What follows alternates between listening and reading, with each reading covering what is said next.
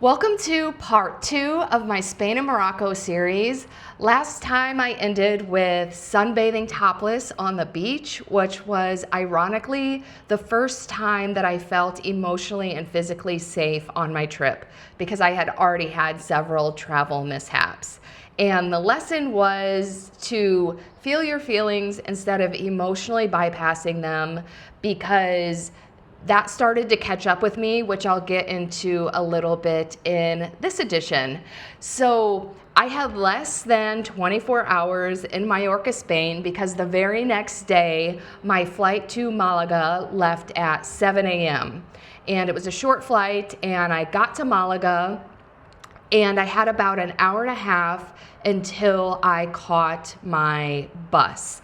And I'll actually stop there because the whole point of going to Spain before Morocco was so that I could take the ferry from Spain to Morocco over the Strait of Gibraltar, like I had seen Rick Steves do 25 years earlier. And this had always been a bucket list item of mine to travel.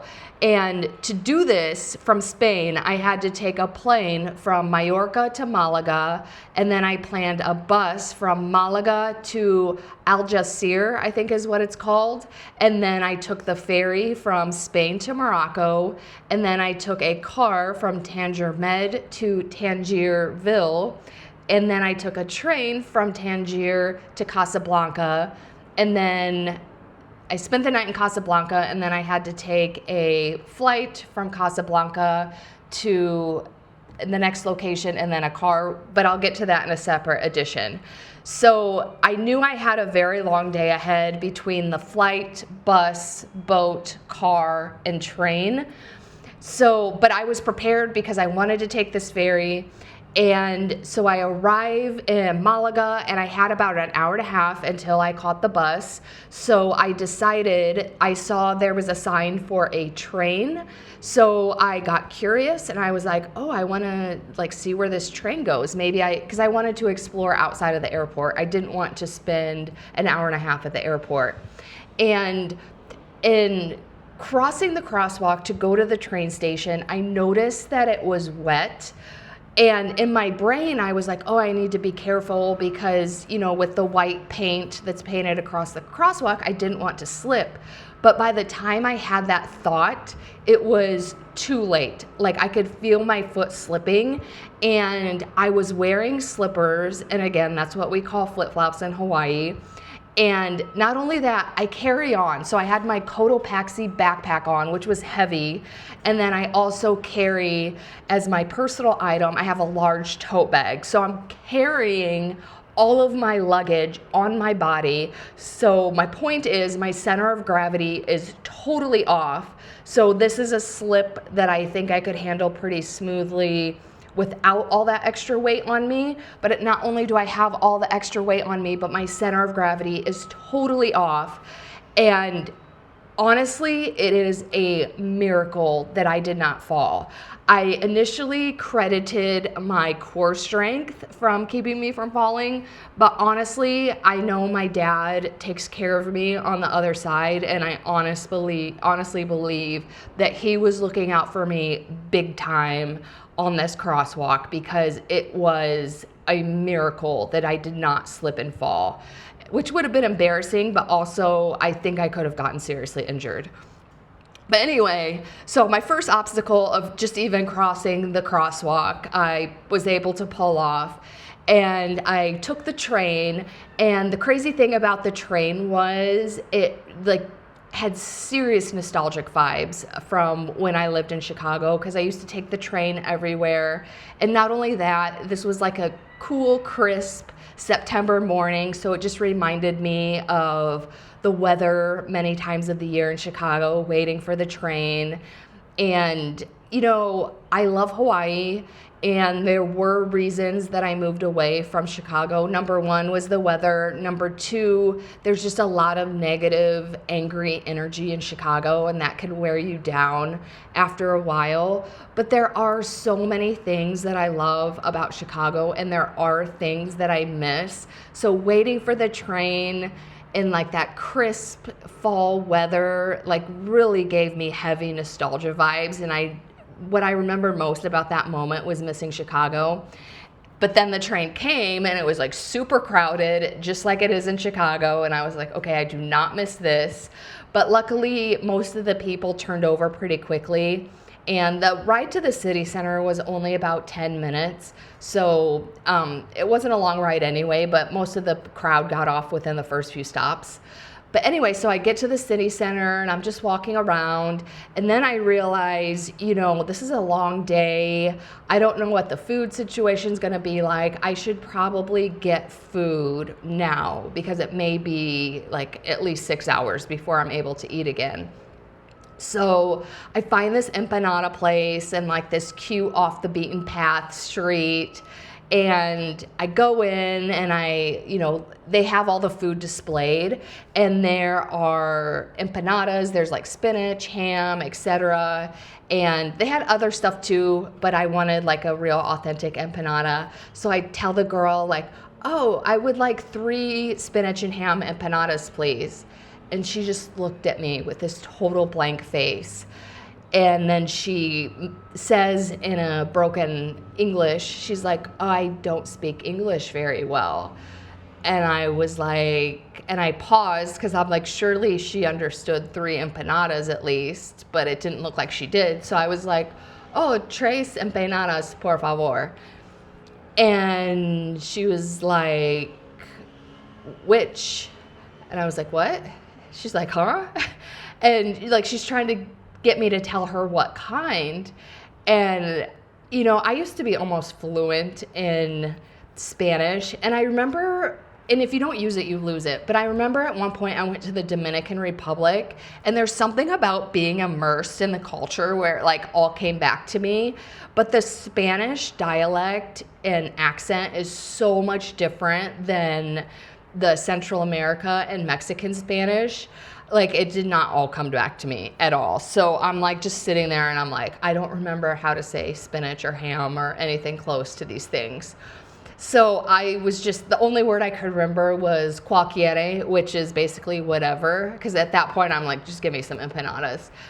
And so I said cualquiera, and I think she was still confused, but she was like, at least we were on the same page, like about the 3 empanadas and not to care about the details. So I was able to order, and actually, I think, no, she just gave me the plain spinach ones. It was fine though. But anyway, so I ate, and then I took the train back to the airport, and my bus was supposed to leave at 11:30, and I had booked, this wasn't like a city bus. This was like like in US, it's called like the mega bus, or like there's like these bigger companies that have like nicer buses that you can take from place to place. So it was kind of like the Spain version of the megabus. So it's like this nicer bus, and it was like a 2-hour bus ride. And I had found the bus station at the airport, and I quickly learned it was like this big red bus. I'm like, okay, this will be easy to spot when it comes. And it was supposed to come at 11:30. But 11:30 comes and goes, and I don't see a bus. So I wander up to the bus shelter, and there is a timetable. And that's how I learn I was at the wrong bus station. The bus station I was supposed to be at was in the city center, which is where I had came from. So immediately I just start berating myself.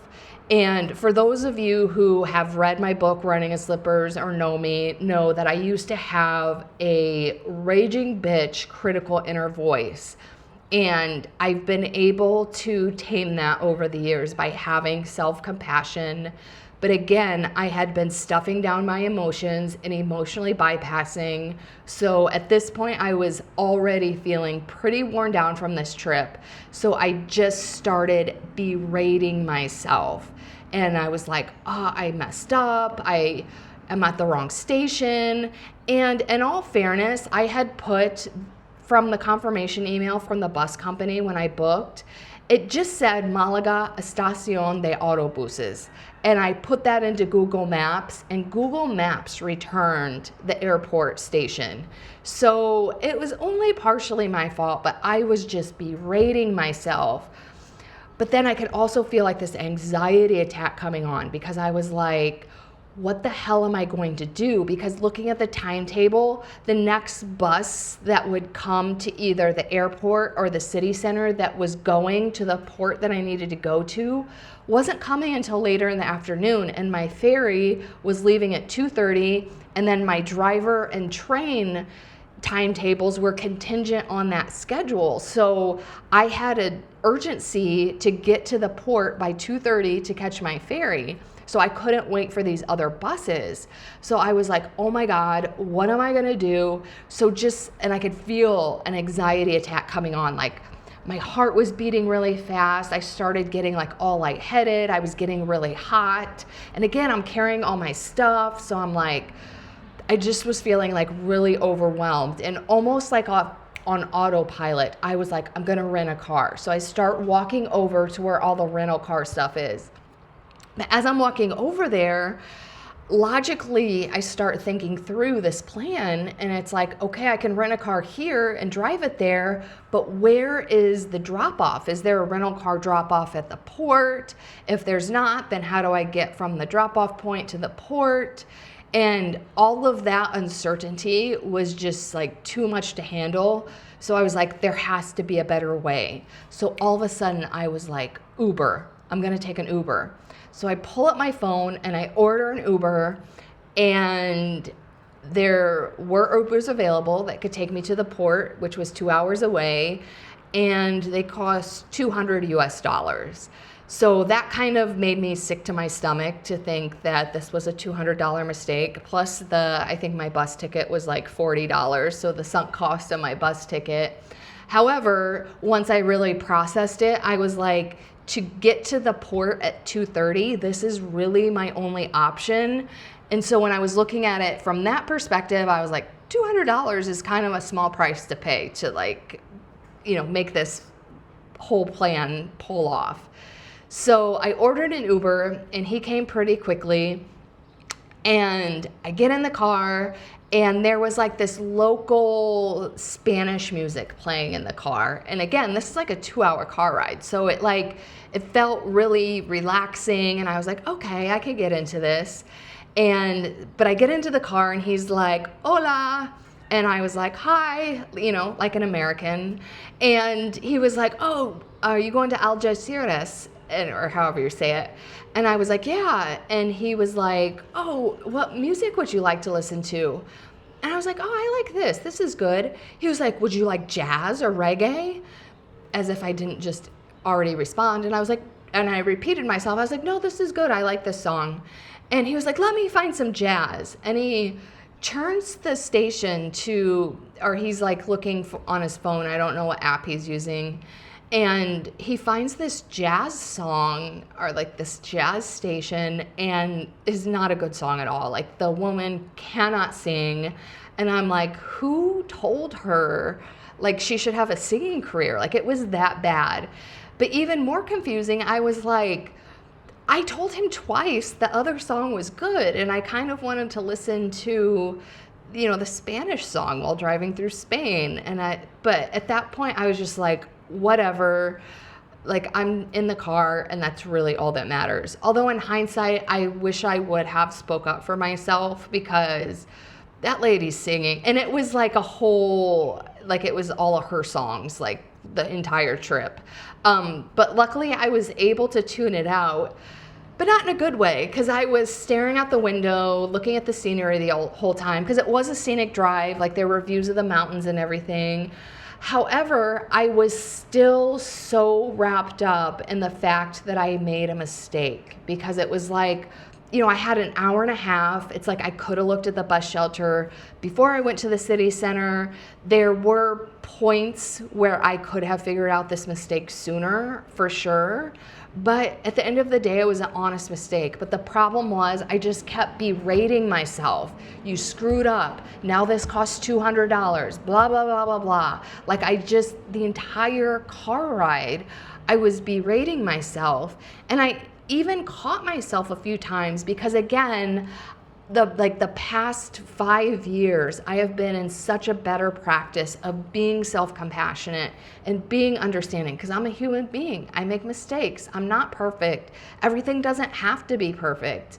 But I just couldn't even get even a glimpse of self-compassion because I was being so hard on myself. And I'm going through my notes because I want to make sure I'm not missing anything. But anyway, so we finally arrive at the port, and which should be exciting because I was there on time, but then we got lost because this port was it was mainly a commercial port with like containers and commercial shipping and stuff. So it was kind of confusing because it's like, where are the passenger ships? And there was like this roundabout situation, and we ended up going around the roundabout like 4 different times before the driver finally asked someone for directions. And we had to go down this like little secretive street that we never would have found on our own.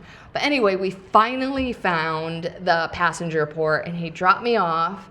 But even then it was still confusing on the inside because there's all these different companies. So I pulled up my ticket from my confirmation email, and I was able to find the company that I belong to. And I go up to her, and I'm like so excited to be there on time. So I was like, hi, probably a little bit too overzealous. And she's just all like strict and miserable in her job. And she's like, I need your ticket number, please. And I hand her my confirmation email, but the email has like a confirmation number, not the ticket number. And she was like, I need your ticket number. And I was like, what the hell? Why does this have to be so complicated? So finally, after searching the email, and it was like embedded like in the middle, so I had to like actually read like all the fine print and everything. So I finally found the ticket number. So that was good. She issued my ticket, and I went upstairs, and it basically, the waiting area for the ferry just basically looked like a tiny gate waiting area at an airport. And then eventually they ushered us into the boat, and there was this desk went upon entrance, and they checked our passports, and then the girl just kind of gestured to the indoor seating and was like, have a seat. And I was like, I don't want to sit inside. I want to sit on the top and actually like check out the views. And I was like, how do I get to the upper deck? And I don't know if she was ignoring me or if she didn't understand English, but she gestured again to the indoor seating. And I was like, F this, I want to like see the views. That was the whole point of taking the ferry. So I noticed that there was a staircase, and we were on the 7th floor. And so I went up to the deck, and the seating and stuff was kind of basic, but it didn't matter because I ended up standing the entire time.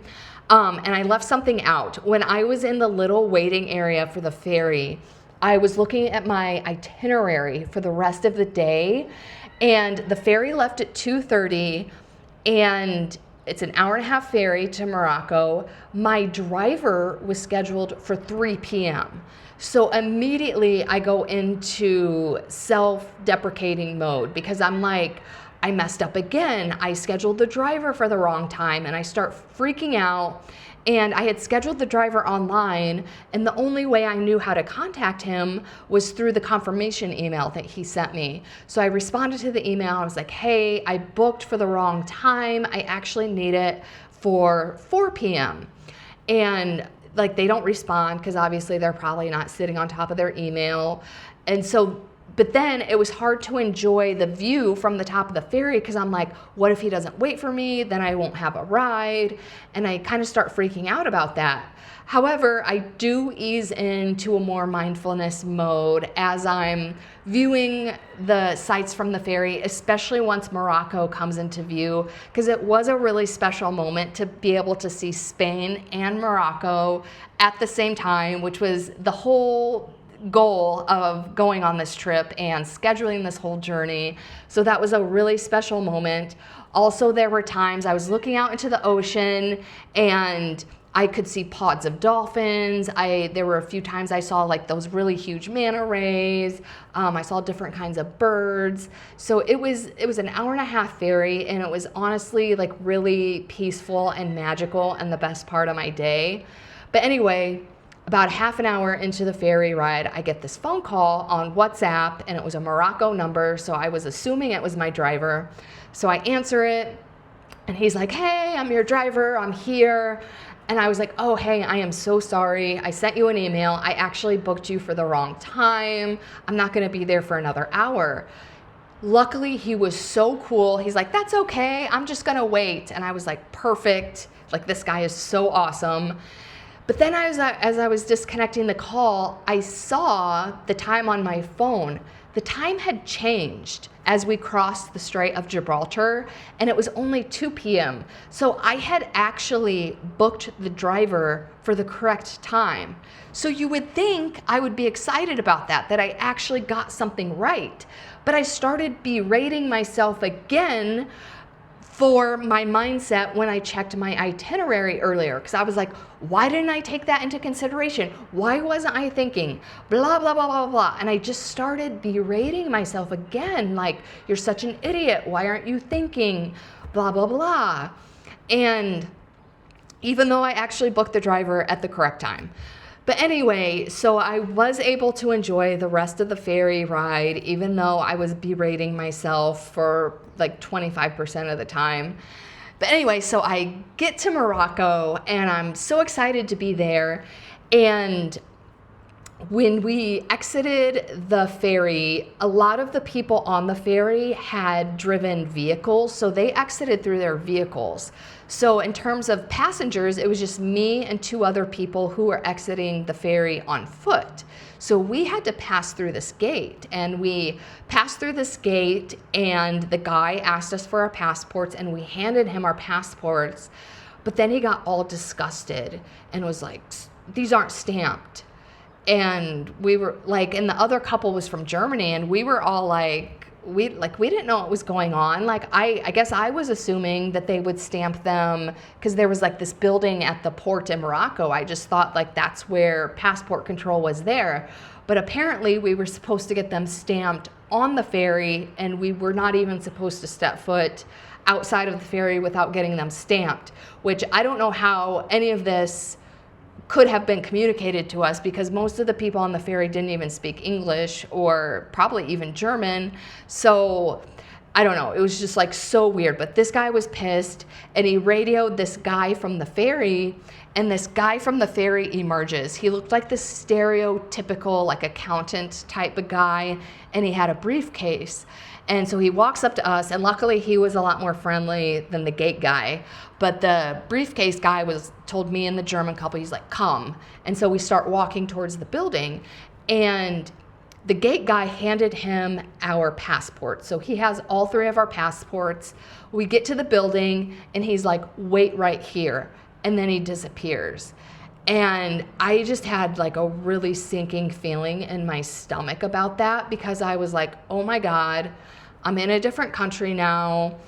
I don't have a visa yet because my passport is not stamped. Not only that, I'm standing there by myself. I don't even have proof of who I am as a trespasser because I don't even have my passport, and that was the only identification I had. So I was like, I don't think that was a good idea to have him walk away with our passports. And the German couple was also feeling really weird.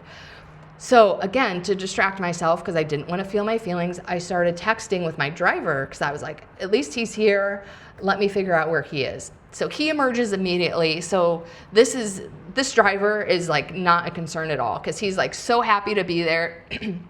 So happy to serve me. And I even tell him like, hey, I have to wait for this guy to come back to get my passport stamped. He's like, oh, cool, no problem.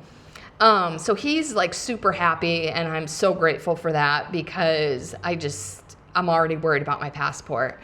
But it probably takes like 20 minutes. It feels like an eternity, and honestly 20 minutes is kind of a long time to get your passport stamped when we're the only 3 people there.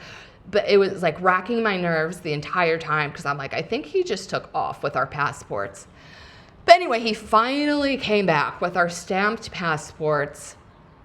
And so I bid goodbye to the German couple, and I was so glad they were there because I think going through that by myself would have been even more anxiety inducing. But anyway, excuse me, me and the driver, I'm actually gonna get a drink of water. We get in the car, and it's an hour drive from Tangier Med, which is where the port is, to Tangierville, where the train is. And the hour drive was actually so beautiful because it was all along the coast and the road was cliffside. So we had an aerial view of the Atlantic Ocean, and it was so beautiful. It was like something out of a nature documentary. So I was just content staring out the window the entire time, and honestly the time went by so fast, especially since there was like really nothing to berate myself about because I had actually scheduled him at the right time. Oh, and that was another thing, I never brought it up with him because it just felt petty, because he was actually an hour early because I did schedule him at 3 p.m. and I did arrive at 3 p.m. But we never talked about that because he was just so happy to be there and serve me, which was so cool. But we get to Tangierville, which has like raw city vibes. So it's like an actual city, and like, so again, like I kind of have nostalgic Chicago vibes because there's people everywhere and it's kind of overwhelming, but he drops me off right in front of the train station. So he's like, here's the train station. So that worked out well. But then I get inside the train station and it's like pure chaos. There's really not a lot of signs in English. Luckily, I can't remember what my terminal number is for the train, but it's like B1 or something very simple. So luckily I was able to like navigate what little signage there was and find my way. And I didn't have to wait very long, and then we boarded the train, and I had bought a first class seat, so I did have to walk all the way up to the front of the train, but it was so worth it because I had like a single seat right by the window. And it was a 2.5-hour train ride. It was actually super peaceful as well. I just listened to music the whole time and stared out the window. And it was really cool because it was further inland, but the landscape, this is where it gets like more deserty. And the homes, it reminded me, if you've ever seen on Instagram or somewhere else, in the pyramids of Egypt, there's like the pyramids, but then the neighborhoods right outside of there are kind of like these urban, more poverty-stricken areas. So like the buildings are just very square and basic. A lot of them have metal bars on the windows. A lot of them, they're hanging out their laundry to dry. So there's like a lot of laundry and stuff blowing in the wind. This was very reminiscent of all of that because it definitely looked poverty-stricken. The architecture was very basic. But again, it was like there was something about like the deserty vibes and like the raw urban sprawl. It was just like so fascinating to take in because that was the scenery for 2.5 hours, but it was just so fascinating to take in and, you know, view the entire 2.5-hour train ride to Casablanca. And then I arrived in Casablanca and I spent the night, but this is where part 2 leaves off, is arriving in Casablanca. But the lesson in this was, first of all, I did not regret planning that day-long trip by plane, car, boat, car, train, because I saw and experienced so much that I never would have if I would have just taken a straight plane from Spain to Morocco to my final destination. And especially like the ferry was very magical because I could see Spain and Morocco at the same time. I saw dolphins, I saw manta rays, you know, the train ride was magical, the drive along the coast was magical. And so I didn't regret that at all. But the lesson for this part of the journey was self-compassion, because when I was on the train, I did reflect and I was able to get into that mode of self-compassion, because by that time I was home free because my last stop of the day was Casablanca, and I was actually able to give myself credit. It's like I planned this entire day. It was a multi-leg, multi-logistic day. And yeah, I made a mistake, but I figured it out. Like, yeah, the Uber cost $200, but I figured that out as an alternate option. And I got myself to Casablanca on time. I got myself to all these other points on time, even with not getting my passport stamped. And, you know, for a second, I thought I booked the driver at the wrong time. But my point is, on the train, I really had time to reflect on how proud of myself I was for, first of all, gifting myself the opportunity to take the ferry across the Strait of Gibraltar like I had always wanted to for over 20 years when I saw Rick Steves do it, for gifting myself the opportunity for taking the time to plan it all out and getting most of it right. And even the stuff I didn't get right, I figured out a way. So I did have a moment of self-compassion and pride for myself. But in hindsight, I really wish I would have had that from the very beginning. So that is the lesson for this leg of the trip, self-compassion. And next time, I will be talking about my adventure at the Casablanca Hotel and my flight from Casablanca to Agadir, because there are many more lessons to cover on this trip. So see you next week.